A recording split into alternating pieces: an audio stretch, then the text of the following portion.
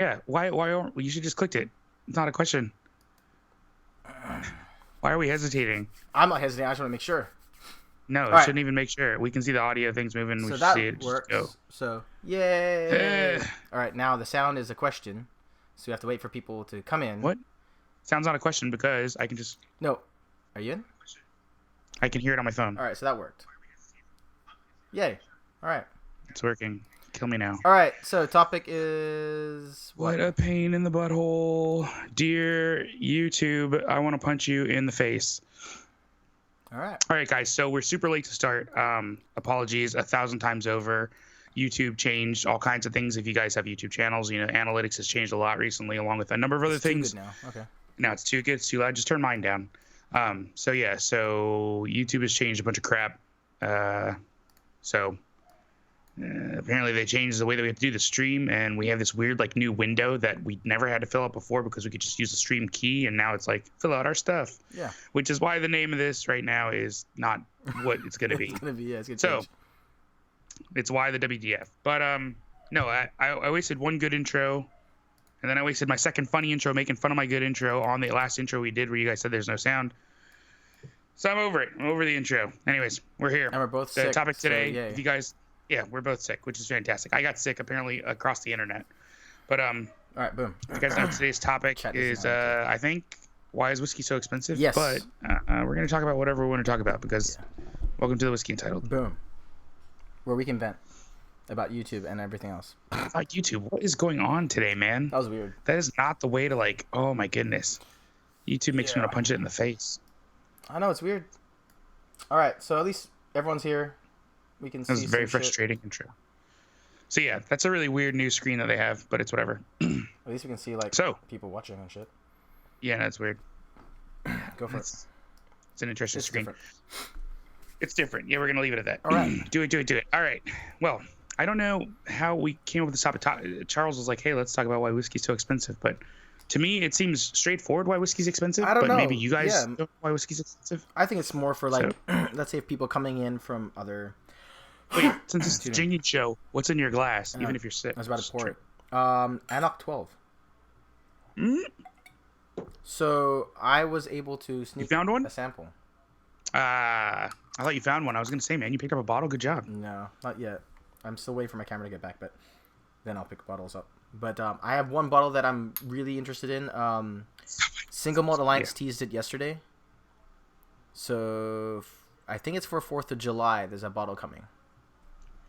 Correct. The bottle he's talking about is $135. The one that came out today was $200. Yeah. So there's supposed and it's already almost sold out. Oh, dude. So from our live streams, he noted that this is a barrel just for the U.S. So the U.S. will have 200 something bottles. So no, 60. No. This one will be a lot. Oh, the next one? Mm-hmm. Because it's American exclusive, so they get the whole barrel. So excited. Oh, that's sick. It should be good. All right. So, I'm just drinking the rest of that Glen Moray. This was the bottle that I talked about on Instagram today. Yeah. I bought it for $36 and then just didn't buy anything. Tried it one time and then never tried it again. So I'm trying it again and it's not good. Well, maybe that's why. Maybe that's why you didn't buy it anymore. This wasn't good. It's boring and malty. It's really, really malty. Really? I don't know. How malty? You're chewing on the malt or? Like you're eating cereal, barley, cereal barley. I just can't get into it. Yeah. So yeah, I'm probably over that. Do you buy any new bottles this week? No. As we do on this whiskey show? No, I have not. I'm rocking the same thing. I did. I bought a bottle this week. What? You bought a bottle? I don't think. I mentioned last week that I bought the Tamdu batch strength too, right? I think so. Okay, I thought I did. So this week, I shot a wedding on Saturday. Yeah. And the groom is a big fan of Scotch and Sniff, so I wanted to get him just a bottle of something interesting. But the price was so good, I bought myself a bottle too. So that's always funny. Yeah. Oh yeah. So Bill Mead Sherry Cask. I haven't had one of these ever.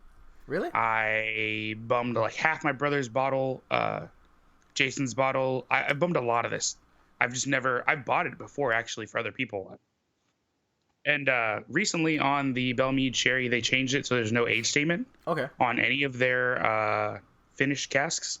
And I sent him a message because I was like, dude, what happened? It used to say 9 years on this. Yeah. And some of the stuff in here is 12 years old. Actually, they talked to me and they told me what's going on. They said not to throw the TTB under the bus, and I said I won't, but it's still the TTB's fault. Apparently, if you're finishing whiskey that can't count as legit bourbon because of it, bourbon that's finished, right? Can't be bourbon. Apparently, you can't put an age statement on it either. So, but it still has bourbon on it. Correct. So it says bourbon, but it has to have all the rest of the stuff finished in sherry cask, and you have to have the rest of the information. And you're not allowed, because it's not bourbon. You can't put the age statement. So you can technically put the word bourbon in there, but you can't put age. As long as you say what else is finished and everything else. So okay, that's all that. Yeah, it's a different compromise, but I would have thought it's super weird. I would have thought they can't call it a bourbon anymore. Yeah, I don't understand the TTB. But I guess it was bourbon, and then it got put into a sherry cask. Does that mean it's not? Yeah. And we did a show about this too. So agreeing with Christian, I think you're absolutely right. Whiskey that's really, really good under 50, you can call it whiskey gold, and that would make a really good topic for a show. But at the same time, some of it is whiskey trash. Like, I'm not going to name stuff, but like, obviously this Glenmorangie that I'm having is not that great. But no, and the reason why I just want to talk about this, because I guess a lot of people are, everyone's jumping into whiskey. Every year, more and more people jump in or jump out. And just thought it'd be a nice reference for people to see, like, at this point in time in 2019, how we feel about some of these bottles. Because, like, when we were talking about Know Your Roots last week, we were talking about bottles that we bought back in the day. And, like, mine was, like, the Blue Label, the Hibikis and stuff like that.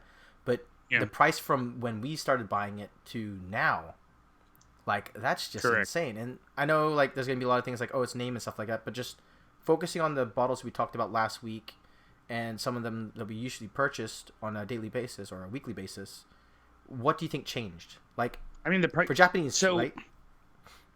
Shimon, I didn't say you got last week. A lot of the biggest issues I think that's happening with whiskey is the hype train. So I don't know if there are really that many more people who've gotten on board with whiskey, or there's that many more people who are buying whiskey to make money. And I think a couple of good examples of what happened with Macallan with making money really sparked something in a lot of people. I'm seeing bottles that don't taste great, aren't that actually magical, and people are losing their minds over them. So I don't understand what's going on there or why it's happening, but it seems like it's not stopping.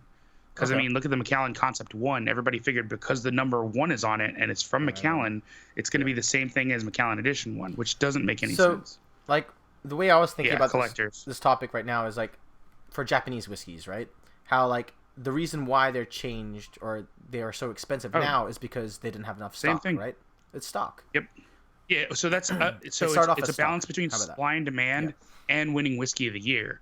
So that's, I think, when Yama 18 won whiskey of the year, everybody really opened their eyes to, like, wow, these Japanese blends are incredible. And then everything just took off. Like, Hibiki 21 went from $300 a bottle to you can't touch it for less than $650 now, and if you get the special editions, it's more. Yeah. So, like, that started, and then... But how many people are drinking them? It's so good. Like, nobody's opening them. It's just a bunch of pictures of full bottles with plastic wrap around the tops on them. Yep. It's so, sad. like, and that's where, like, I can see that a company, even they increased their prices for the 21, the 12, and so on because of the fact that they didn't have enough stock, and they started putting NAS statements out.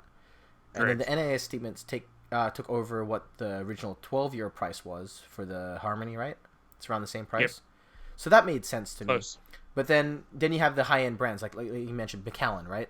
How you slap Macallan on anything, and if it's an edition 1, like you mentioned, it just sells to collectors and people that want to flip. Yeah, people are just going nuts. The Genesis, I talked to, we talked to the brand ambassador over there at Macallan, who was talking about how good Genesis is and how amazing it tastes, and no one ever tastes it. People just buy it and leave it in the box. I think that's what she meant. She noted, right? She was like saying how it's the person who created it is probably one of her best masterpieces, yet no one's going to be able to taste it. Exactly. It's like, why?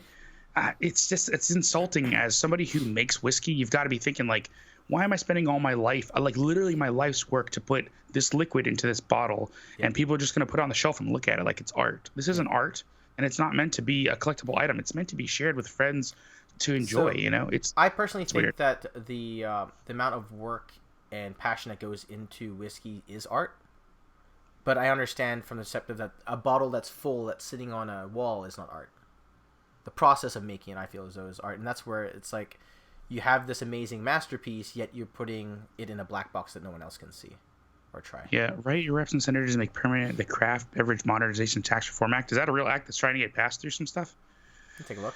And yeah, number one, Mac prices are insane still. Yeah. Which is amazing because it's literally making me think about selling my set because I've got a set of 1 through 4 with a classic cut, and I'm like, I just saw that go. Somebody sold 1 through 4 with classic cut and a cast strength for $2,000. I was like, are you kidding? Yeah. So I don't like the shortages. The shortages gets me. Yeah, what Ben's saying. The shortages get me because the amount that Macallan is cranking out now, and the amount that some of these brands had the foresight to crank out. I don't think there's going to be a shortage, especially with the size of the distillery that Macallan has built. There won't be a shortage ever again. So, which just that's like saying like, when is the crash coming? Because it's coming. So when we went to Bob Blair, for instance, the master distiller, the warehouse operator, distillery manager, noted that they thought about this 10 years ago, so they're not actually in a shortage. Yeah, but I mean, not every brand's gonna have that foresight. And then in my head, I'm like, I doubt Japanese whiskey had the foresight when they won the award. They were even shocked, right? Correct. So it just, and a lot of the times, this is 12 years old, man, 12 plus, right? So when was the downturn then? Like 5-10 years ago? So so I'm assuming that when they won the award, they cranked it up. They have to. Macallan, on the other hand, is a bit worrisome because when you had the new make, you said it tasted totally different. Yes. So even with that amazing factory, it's going to be different. Yeah, I don't think it will be the same, and somehow they mothballed the old stuff. Tolv, you're right. I think Shimon, don't play with my heart, please. You and I talked about that price. Do not play with my heart. I will cry right here on the Whiskey Entitled. Tolv, you're absolutely right. The only way to enjoy art is to drink it. And going back to what Ben said really quickly, so capitalism. I'm not trying to tie this into what Eric said today about the black market and people trying to close down these Facebook groups that I may or may not be a part of. 20 groups because of Shimon.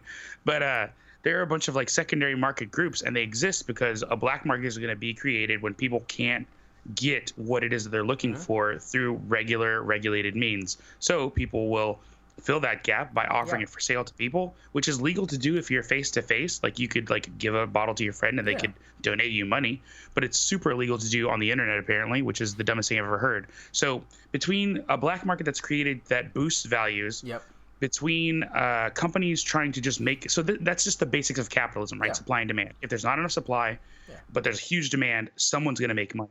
But it's the same thing Ben's saying. And so that makes me nervous with figuring out how much the consumer will pay and then charging that amount.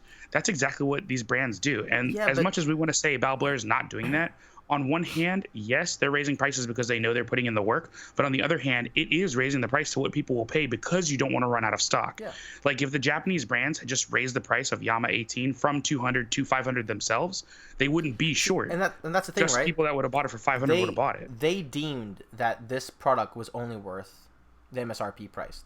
They can set that, right? There's no governing body that says you have to set it at this price. I think, and Kevin, that is correct. I think there's a minimum price that you have to do. But like you see Macallan, like what's the one that we just released? Like everyone knew that was a cheaper price. Like the estate? Yeah, Elkies? Yeah, the one that was estate. The one that's made from their barley. Yeah, like they knew what it was. So they know what they're doing. Yeah. So I personally think that if you're a business, you want to make as much money as possible from your consumers, right? Correct. You just have to stop riding the hype train. Yeah, and I feel as though that if companies could and knew that this price was going to be, let's say I sell 200 bottle and it's going to be 500 next day, they would sell it at 500. Oh, yeah, correct. That's what the brands are going to try to do. Maximize profits, right? Yeah. That's what every business is trying to do. The black market's making it, not them. Correct. So. Exactly. And that's part of the I wouldn't say it's part of the problem because that person is filling a gap that exists that the brand's not fixing. So Kevin, I thought it was 80%, but 72% is still high in taxes. We've seen it with sneakers, how sneaker prices were a lot lower, and then a lot of these people are trying to buy these in secondary markets and stuff like that. So some of it's hype, yes, but others are like, no, like this Vapor Max does cost $200 and something because of the technology that's in it. Yeah, Eric, you're at DCA right now. Are you really? Oh man, was I supposed to meet you? Eric's like, I don't think I was. I wouldn't have said yes on a Tuesday. That's impossible. But yeah, I can't make it out right now. Obviously, we're doing the Whiskey Entitled, and I'm super under the weather. I'm actually going to take tomorrow off. There's no way I'm going to work. Yeah, but I yeah, might be feverish. what do you guys think? Like, do you think that the companies are pushing this extra demand, this hype train on? They're Or not pushing the demand, but they're just meeting that dollar that they couldn't get before, so they're just making it.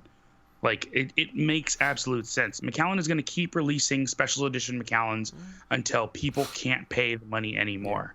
The hype train is going to continue until people stop buying. And until that happens, but the problem is the hype train will keep continuing because people are still making money on the secondary and other ways. Like it's going to continue. Like it's a not self-fulfilling prophecy, but it's a self-driving train. yeah, no, like So crazy. I can see companies putting their high prices in there if they want to do that. Like, there's reasons why Dalmores are expensive, Macallans are expensive because they want to target that market. Correct. But And unfortunately, other people are reaching up to get it and anyways, pay for it. Yeah, that's which them. is just silly. That's just them. Like, if they want to do that, mostly it's for collecting purposes or investment purposes. But Ben, you're absolutely right. yeah, no, it's just it's very interesting to see like how different brands make it out. You know, like when we were at Right, but it's. Go ahead. I'm sorry. No, I was just gonna say it's like anything else though. Right now you're charging that, but at some point people won't pay it anymore, and then you're gonna be stuck with a ton of supply on your hands, and you have to drop the price then. There's nothing you can do, or change the name, or hold on to stocks. There's gonna be no winning at some point. I don't know about the Levi's of whiskey. Levi's actually had a patent on their jeans. That's why. No, Macallan is like the Lucky Jeans of whiskey or the Seven for All Mankind. Yeah, don't put them down there at Levi's levels. Levi's is like freaking Elmer T. Lee. Levi's did well just because of their patents that they had back in the day. That's the reason why. Yeah, but I mean that's just like a name that people know. To me, that's more bourbon. If Macallan was going to be anything, it really would be something really bespoke, like Seven for All Mankind. Who's paying $300 on a pair of jeans? Yeah. That's just not normal. Yeah. But people are doing it. Or Big John, which is like custom made on Japanese cotton machines, which I've totally looked into, unfortunately. And it is really expensive, but you only need you keep those jeans for your life. But in overall speaking, like with whiskeys, it's usually like let's say back in the day, like 10 years ago, 15 years ago. The reason why things were so expensive is because of age statement. Like that was what everyone knew, right? It was age statement and cask. Because with age statements come along, somehow in our minds we associate prestige with age. Yeah. Because as people get older, they get more prestigious generally, or they become derelicts, whichever. Yeah. But there's a value in Scotch being created and whiskey being created over time because someone has to babysit these barrels for at least 12 years or more based on how long they're being babysat. That, you don't have to do much but make sure it's in the warehouse, but you have to make sure it doesn't leak. You have to make sure something doesn't happen to it, whatever. Even security for just a dunnage. Yeah. Like you just have to make sure it doesn't go anywhere. Insurance and stuff. Right. That babying, that costs money, and you have to pass it to the consumer over time because that costs you money for nothing. Didn't some of them say like how if their barrel broke, they would have to get a same type of barrel, which costs them money, so they lose money out because they can't fill in the barrel. Yeah. If you had a barrel that broke and then you had to go make another one just like it and then fill that again, it's the same thing. Yeah. And you have to pass that on to the consumer, even if it's not good. Yeah, and that's the crazy part. Like back in the day, like that's the reason why things were expensive. It's because of the age and the time that was put into it. And then now it's like you can get a non-age statement that can go through the roof in pricing just because it was a limited edition, which a lot of people use now the word limited edition, bespoke, single cask, all those kind of things. Yep. And it's just there's all kinds of things that can cause that. And it's just nuts now how like that's just the way this industry is working now. Is like they want to see the prestige. Like the more expensive the bottle doesn't mean it's better, but not many people know that. Like that's one thing I want to show people. Yeah, it's always been that way though, and we've told people a million times like age doesn't necessarily mean it tastes better. That's just not normal. But yeah, oh man, not true. So Sir Duncan, you're chiming in absolutely. So it will always be marketing. Marketing is the trick all the time. Period. Like it's a matter of convincing someone with money that they want to give you that money for whatever value proposition you've proposed to them. And if your marketing's good, obviously they're going to think they're getting more value, and if your marketing sucks, they're not going to pay you more money. Yeah, no, and it's crazy because like I do see bourbons right now are getting at that higher price point now. They're creeping up to that $70 to $80 to $100. Yeah, some of them are trying to do it, but then that's what bothers me is like when you talk to these people and you're like, hey, have you tried it? Those are the times when it's like, wait, is it worth this hype or not? Like, yeah. I really, really am glad that I got 2 bottles of Pappy Van Winkle 23 and I got to drink an entire one and share it and like give people samples and everything. But it taught me so much just about the whiskey itself, and it taught me what I think it's worth, like, and what I would not pay over, which is why I never got a 3rd bottle because I didn't want to pay more than $1,000 for it. To me, it tastes $1,000 good, but it has a really specific flavor profile and a really specific mouthfeel that I can't find anywhere else. And that to me is where the value comes from. But I see so many people selling these bottles for over $2,000, and I'm like, have you even tried it? Like, have you tried it? And you're like, no, people I picked will it up lie. as this. People will lie. People will be like, no, I bought it for $250 and I'm just selling it for money. Like, people will do that all the time, and it's so weird to hear people get enamored with something they've never tried or talk trash about something they've never tried. Yeah. And it's like, why are you talking trash? You've never tried it, and here you are saying like, oh, it's not good. Oh, because you heard from your second cousin's fourth wife twice removed. Like, that doesn't make any sense. Well, like, the thing is, like, the transparency part of it too is like, no, I haven't tried it, but my friend told me it was this. Then you're like, that's your friend's opinion then, right? And so on and so forth. Because, like, you're right, there are some people that just have a wall behind them of unopened bottles, and you ask them like, oh, I've never opened it, or like, oh, I'm going to save it for a special occasion, or like, I heard it's good, and that's what, but I'm like, okay. Or people trying to sell bottles and like, hey, I want to have realistic pricing, and then you talk to them, they're like, oh no, I want $1,000 for a bottle. Like, what? Yeah, that's kind of crazy. It's all of it's crazy. It's all over the place. Like, but it's like, the whole investing thing just doesn't make any sense to me, because at some point the floor is going to drop out and people are going to be caught with just a bunch of crap in their hands. Like, all these people, I'm not saying that I know people, obviously we've seen them on Instagram who have bought like cases of edition number 1. Yes, today it's $1,000, but it's not really. Smart. So here's the thing. No, it's not anymore. So I've seen people who are buying it at whatever price, and like, you see people still trying to sell it for $1,000. But if you look at this is one thing I do like about the black market. So the black market will automatically set the price. People will figure out like, oh, you're willing to take this for it? Then the next guy's like, oh, I'm willing to take this for it. The next guy's like, oh, he's willing to take this for it. So I've seen edition number 1 recently selling for in the 750 to 800 range. It has not been selling for 1,000 lately. People still talk about it like it does because it did 7 minutes ago. But today, I literally see them go for cheaper all the time. Yeah. So I'm just waiting for that to happen with other things, because that can't be the only one that does that. It's kind of the same thing like when you look at eBay, you're like, oh, it's selling for this, but then you actually see when it gets sold. When you see the sold part, it's like, oh, it's actually really selling for this. Correct. That's the best. So that's the nice thing about the black market, is it's self-correcting. Yeah. And you'll see people do that all the time. Somebody will try to post a thing and they'll be like, oh, here you go, I posted this bottle for this much, and people will chime in and be like, hey, the last 3 sales were half that. Yeah. And then nobody will buy this guy's bottle because they're like, oh, it's not worth what he thinks it is all of a sudden. I think I've seen one, like, was it someone selling edition 1 for $500, and then everyone's like, oh no, give me a deal because I saw it for $700. Everyone's like, no, it was just selling for $300 then. Yeah, people. And then he's like, oh crap, I'm gonna hold on to it or whatever. Yeah. Yep. Yeah, I've never really bought bottles to resell. Like, the only bottle that I think good at it. I might have done was a Hibiki 12, but then again, I was like, if I can't resell it, I'm gonna drink it anyway. So it's like, that's win-win. the only time I've ever done it is when I did it accidentally, because there was something that I really, really liked. Like, I couldn't have predicted Macallan cast strength. Today, I saw it go for $650. Yeah. I could never have predicted it. But my biggest issue with it is I like it so much. I bought 5 bottles at stupid amounts. Yeah.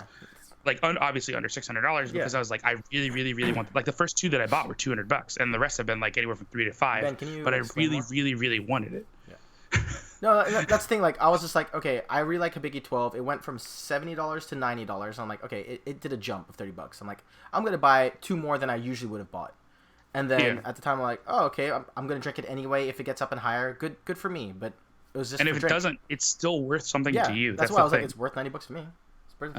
Kevin, there are a lot of people who buy bottles for collecting and then they go and just drink it at whiskey bars. Yeah, you can definitely have an opinion that way. That's one way to do it. Shimon, you bought a case of what when it came out? I'm curious. I think it was like, I wonder if you bought a case of Macallan number 1. That's probably what it was. I hope you bought a case of stinking Hibiki 21. You also have to consider a lot of the big auction sales are fixed. And that's a lot of the auction sales build in the fees. So when you see it, you're like, wait, did it really cost this, or how much of that is fees? And then the big sales. No, he's right about that though. Some of the big sales, they just put them up so they can say, oh, we sold blah blah blah for $115,000. It's like, I've noticed a lot of Macallans, that's why like, blah blah blah going on auction now. Is like, did you really, Shimon?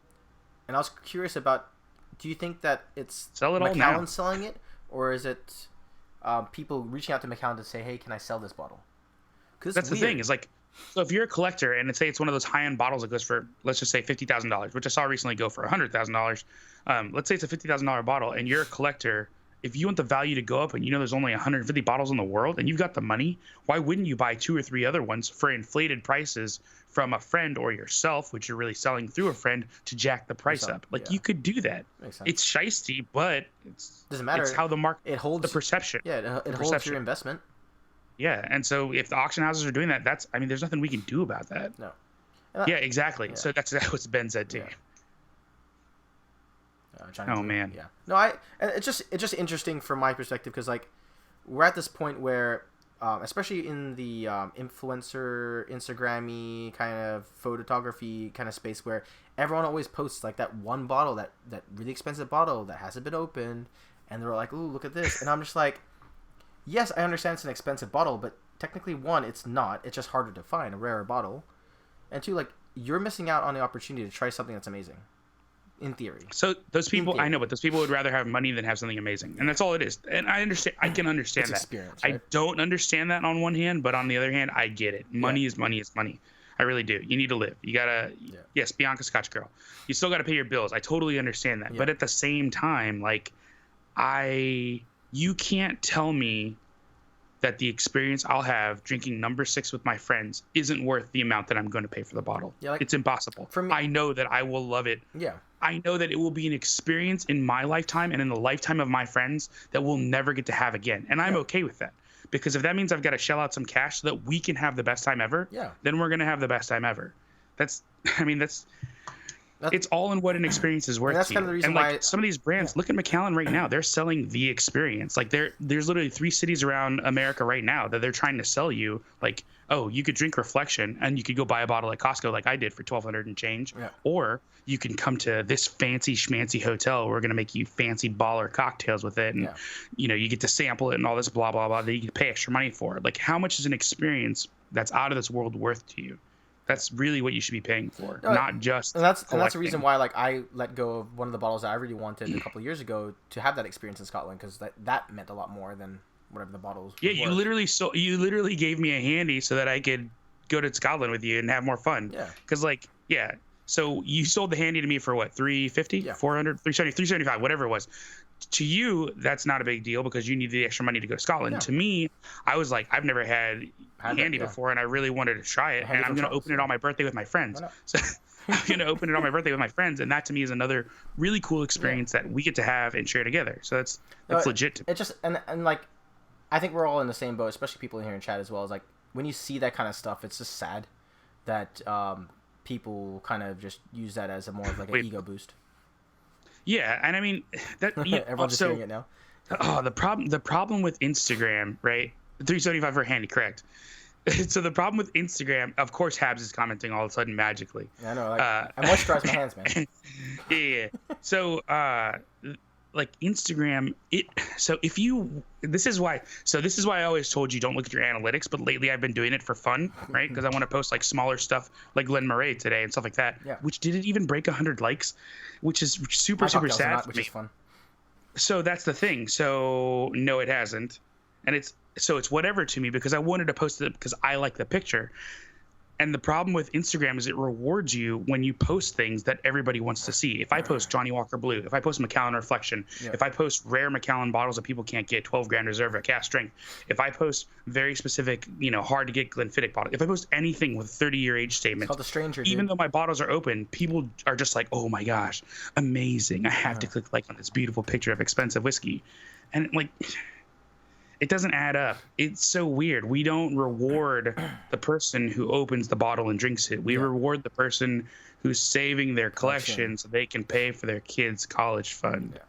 No, it's sad, but it is what it is, right? But I'm just glad that a lot of people in the community want to share too. Like, if you guys are a a Patreon supporter, you guys got the Highland Park of the Belle Blair, right? So you got something that, for me, was expensive, but then without you guys, I wouldn't have the opportunity. So sharing that with you guys that's way more fun. Like, I got messages. who's a Patreon supporter, congratulations on your little packages that you got. That's amazing. So like, I got messages saying, "Hey, it just arrived." Thanks. I'm like, dude, no, thank you guys for your support and stuff like that. That's post them on Instagram and show people the cool stuff you got. Yeah, and it was not to boast things and stuff, but like, you guys just for being you. I mean, I hope that's why people are here, right? Yeah. Because that's all we're gonna be. That's the problem. We can't. would it be fun to pretend to be baller and do all that dumb stuff? Sure. Or have dumb personalities or trying to rope you into something else. So talking head shows where you have just two people who are talking on a screen like this, these are not the most popular. This is not the most popular platform at all on Instagram or YouTube or anything. Like people don't generally tune in for this. They want to see an experience and do stuff. We want to come here and talk with you guys about what's really going on in the whiskey world. That's the only difference. This is basically us at a table right now with you guys all around just talking. This is how we would talk, and we reach That's out to how it should be. It's fun. You know, we don't have a lot of people around us that we talk about this, and that's why the science of the internet. I just like, my hair is way over here. Oh yeah, I can't. I want that. So I got. My hair's ridiculous. I'm sorry. I just got a haircut too. But thank you guys so much. If you guys have any other questions, suggestions, and reasons why you think whiskey's expensive, please let us know down below. Please like this video. Hopefully you guys can. Like, comment, subscribe, join Patreon, get free stuff in the mail legally, Yeah, it wasn't whiskey. Cognac in Time will always be my hero. Don't ever doubt the power of Cognac in Time. That guy is the man. He is the he's incredible. Just on levels I don't understand. Just transcends everything human. I'm like in my head. I'm like, I don't have a bottle too. Kevin C, we all have no friends, so we're all here. Yeah, me not no friends, yo. I'm gonna take a photo now. So. Oh yeah, I've got bottle pictures. That's my bad. Oh, because you didn't have a bottle this week. Oh.